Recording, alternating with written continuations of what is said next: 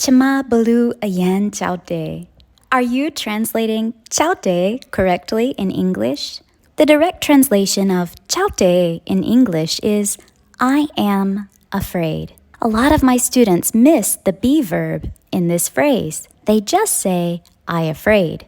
Don't forget, afraid is an adjective, not a verb. Your sentence still needs a verb. I am afraid. He was afraid. They are afraid. My sisters were afraid.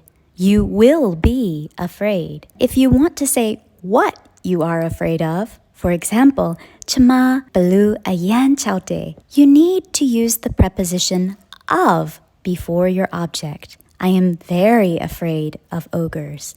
The structure is to be afraid of plus object. However, afraid is such a boring word. You could express yourself so much better. Let's take a look at 3 more advanced choices than afraid. I am terrified of ogres.